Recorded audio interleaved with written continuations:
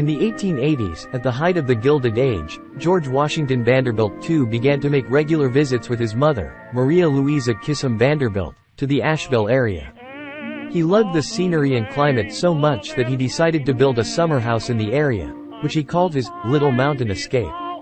His older brothers and sisters had built luxurious summer houses in places such as Newport, Rhode Island, the Gold Coast of Long Island, and Hyde Park, New York.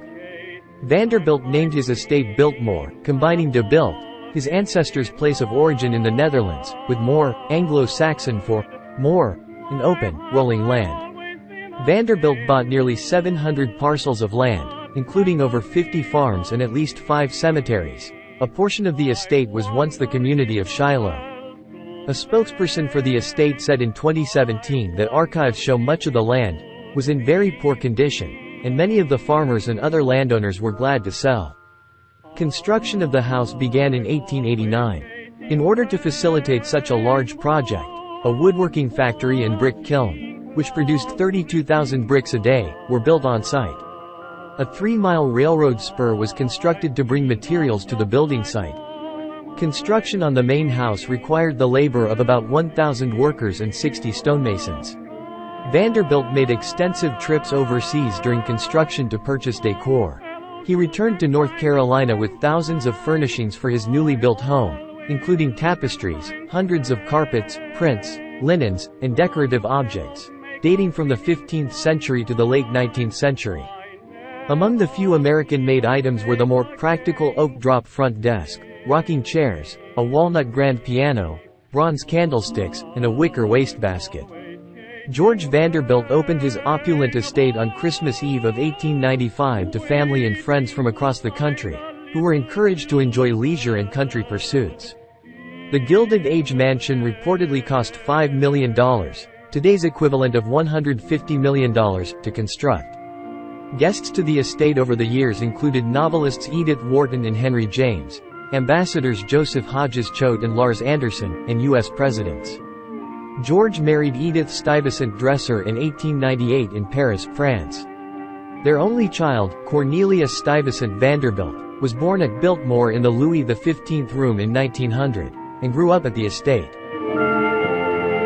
In an attempt to bolster the estate's finances during the Great Depression, Cornelia and her husband opened Biltmore to the public in March 1930 at the request of the city of Asheville, which hoped to revitalize the area with tourism. Biltmore closed during World War II.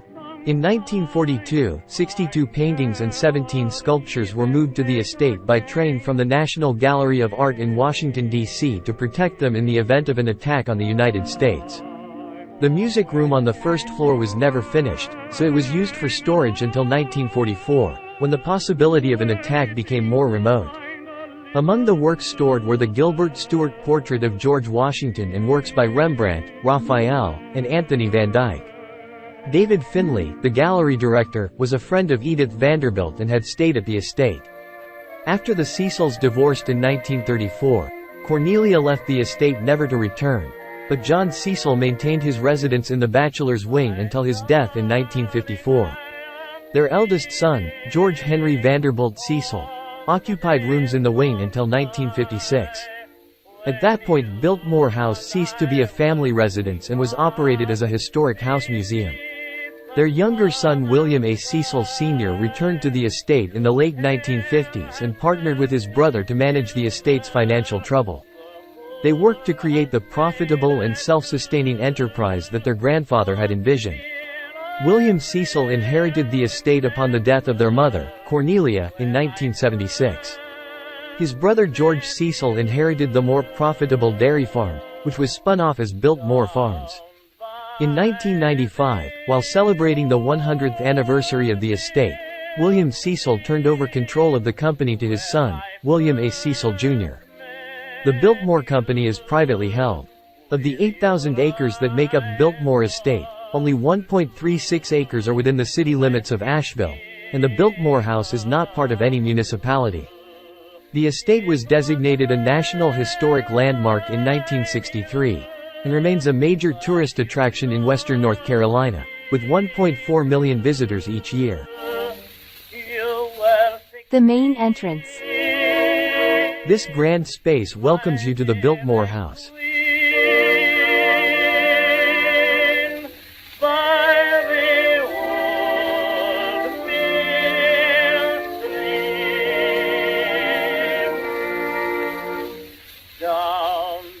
A glass roof illuminates the fountain sculpture, Boy Stealing Geese, by Carl Bitter.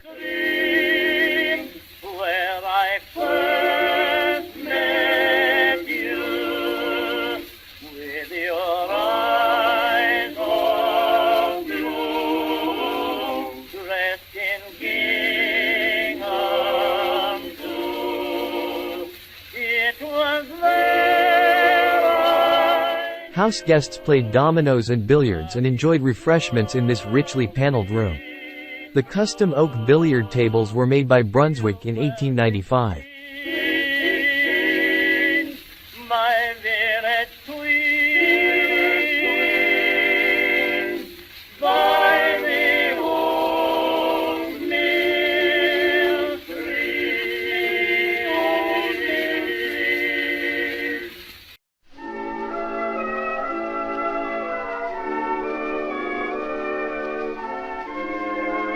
This impressive room with a 7-story high ceiling and Flemish tapestries from the mid-1500s was the scene of evening parties and celebrations. Guests of the Vanderbilts enjoyed elegant dinners that began promptly at 8 p.m. Often the highlight of a stay at Biltmore, these elaborate ceremonious affairs featured up to 10 courses, as many as 5 different wine pairings, illustrating George Vanderbilt's interest in fine wines and live musical entertainment. I hope I've not waited in vain, for when it's spring in the valley, I'm coming, my sweetheart, again.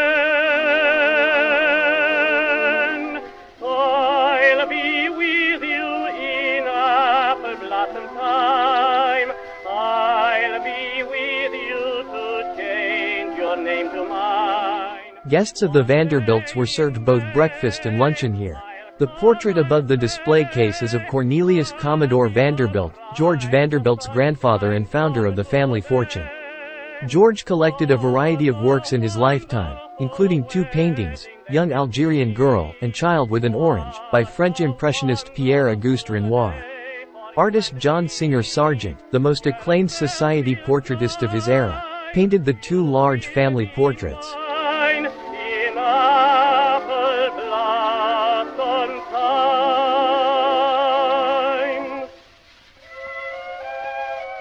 Originally intended to be a formal sitting area in the French style, this room was never completed in George Vanderbilt's lifetime. In fact, the room was essentially hidden by heavy black curtains in the far archways. Today, it features original furnishings, including 2 landscape paintings by Impressionist Claude Monet.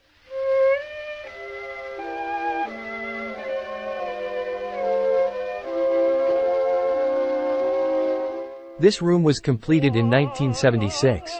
Like the salon, it is unknown why it was unfinished. During World War II, priceless paintings from the National Gallery of Art were secretly stored in this room for safekeeping.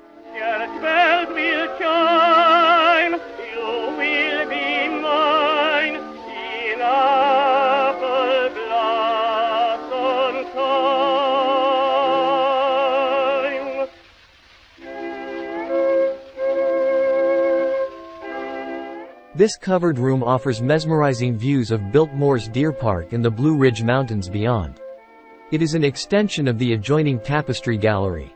With the French doors opened, the Vanderbilts would enjoy this delightful outdoor space overlooking the beautiful countryside.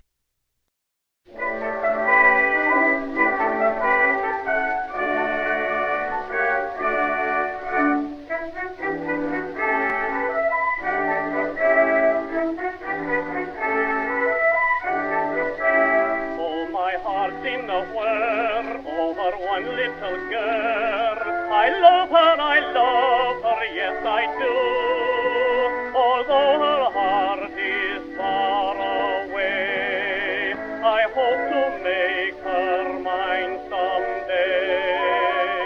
This room is a testament to George Vanderbilt's passion for books. It contains nearly half of his 22,000-volume collection, which range in subject from American and English fiction to world history, religion, philosophy, art, and architecture. Look up to admire the Chariot of Aurora, painted in the 1720s by Italian artist Giovanni Pellegrini. My darling, take of my heart, I love you, we'll never part. I love you, dear little girl, sweet little girl, sweeter than the rose of Erin, are your winning smiles endearing. Take of my heart. In this 90-foot-long room, the Flemish tapestries on the wall are part of a 1530s set known as the Triumph of the Seven Virtues. These tapestries represent charity, faith, and prudence. Above the library doors is a portrait of George Vanderbilt by John Singer Sargent. To the left is a portrait of his mother, Maria Louisa Kissam Vanderbilt, also by Sargent. When your heart's full of tears and your eyes full of tears, I'll kiss them all away. For like the gold that's in your hair is all the love for you I bear. Oh, believe in me too, I'm as lonesome. Once in the entrance hall, turn right to climb the grand staircase. You all the day, let the light of love shine from your eyes into mine. And The family rooms. sweetheart for The creation of Biltmore was a collaborative effort between George Vanderbilt, architect Richard Morris Hunt, and landscape architect Frederick Law Olmsted. Artist John Singer Sargent visited Biltmore in 1895 to paint Hunt, considered the Dean of American Architecture, and Olmsted, who designed New York's Central Park, the U.S. Capitol grounds, and many other parks. smiles endearing. Take of my heart, your glances with I return. Entrance, come be my own, come make your home in my heart.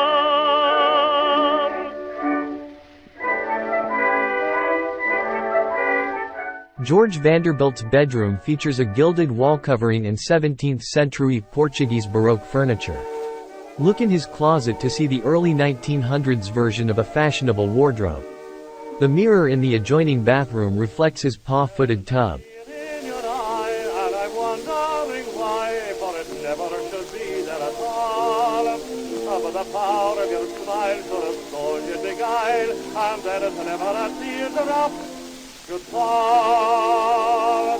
With your sweet lilting laughter like some fairy song, and your eyes sparkling bright as can be, you should laugh on. Located between the family's bedrooms, this room functioned as a private sitting area for the Vanderbilts where they relaxed, planned their day, and hosted close friends.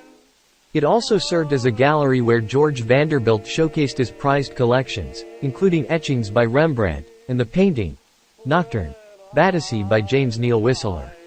William Henry and Maria Louisa Vanderbilt, seen in portraits over the mantel, greatly influenced their son George's love of art and collecting tastes. You can hear the air. This feminine retreat became Edith Vanderbilt's room upon her marriage at age 25. Purple and gold silk fabrics and furnishings in the Louis XV style decorate this oval room with its richly painted ceiling. Doors in the bedroom lead to the ladies' maid's room, the bathroom, and closets. Sure they steal your heart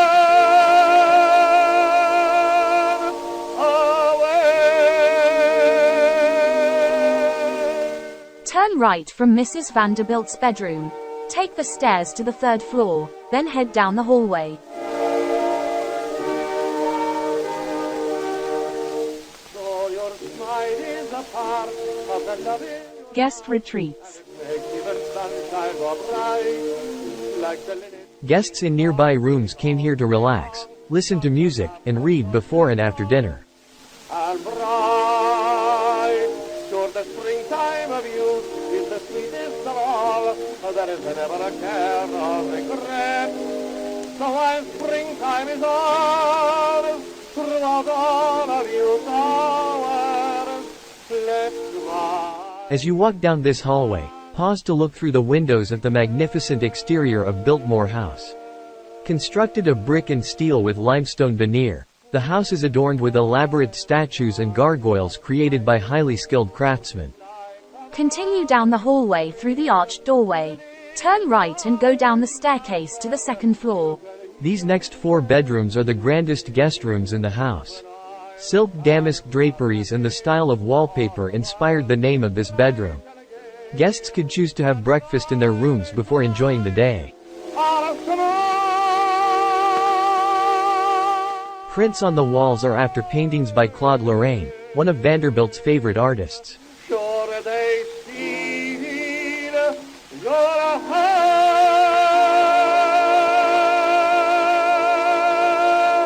away.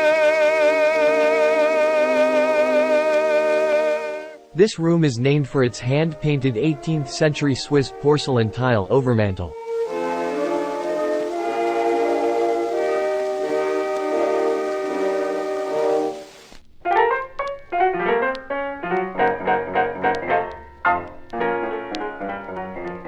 This exquisite bedroom was named for the French king who inspired the Rococo style of furnishings. In 1900, Edith Vanderbilt chose this room to give birth to her daughter Cornelia, spending several weeks here as part of her convalescence, as was the custom of the day.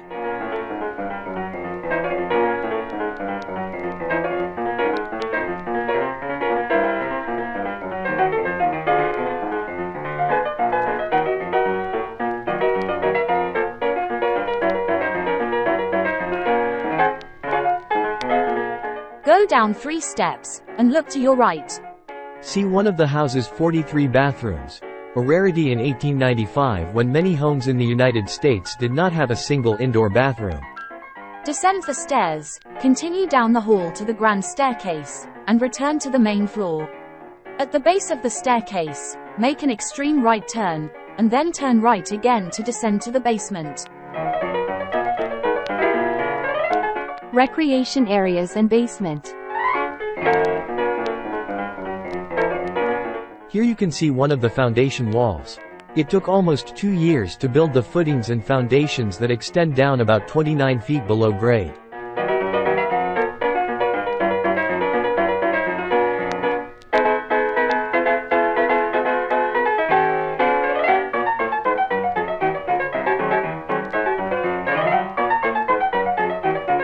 In April of 1924, Cornelia Vanderbilt married the Honorable John Francis Amherst Cecil. In 1925, the couple spent weeks painting these walls for a New Year's Eve party.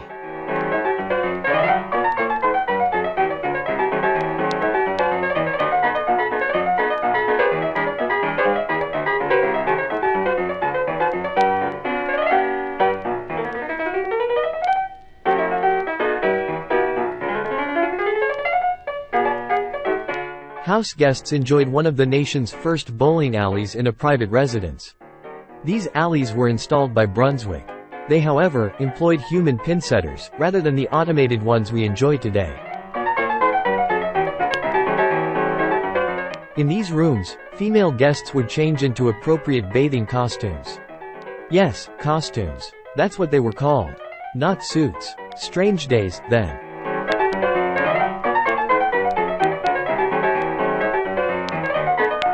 The 70,000-gallon indoor pool was heated and still has its original underwater lighting.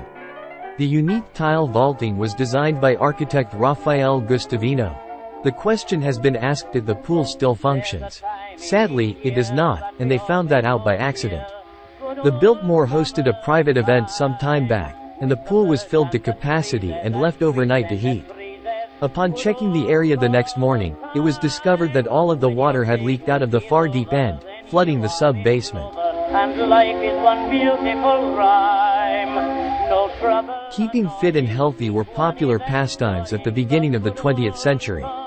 Needle baths, along the back wall, were the equivalent of modern shower massages. In the good old summer time, strolling through the shady lane.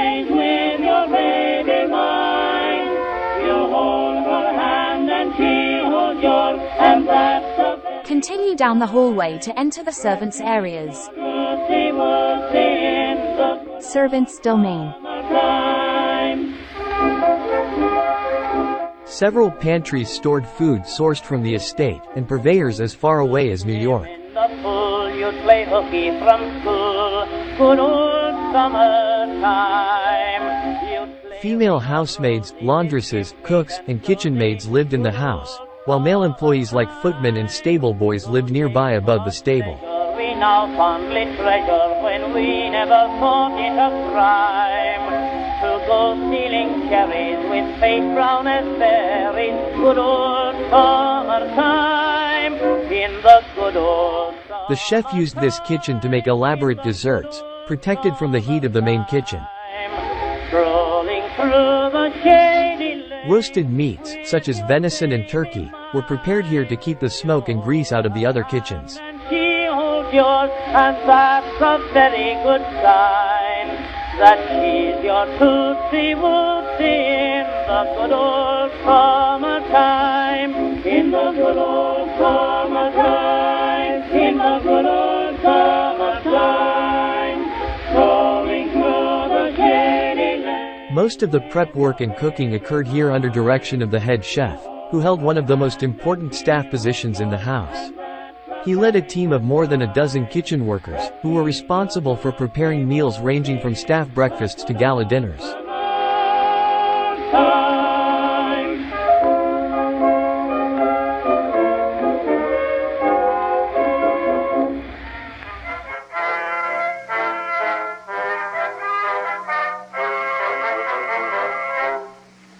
Two sweethearts courted happily for quite a while, this simple life of country folk.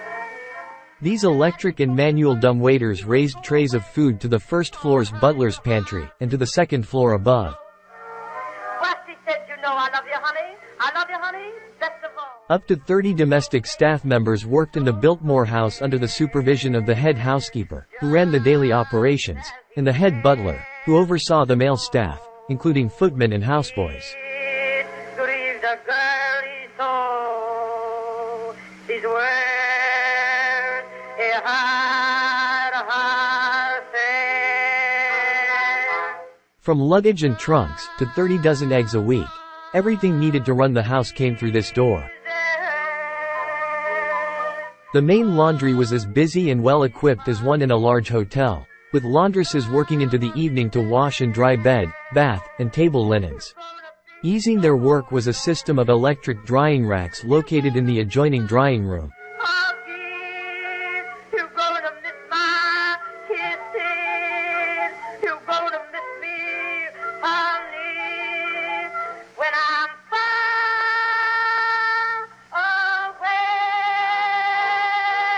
I feel so lonely, just for you only. You know, honey, I let you have your way. And when Instead of ice boxes or spring houses to cool food, Biltmore had an early type of mechanical refrigeration. you miss your little daddy some of these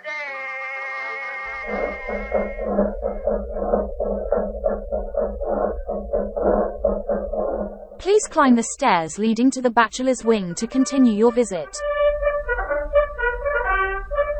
Bachelor's wing. Male guests enjoyed after-dinner cigars, pipes, and brandy in this room.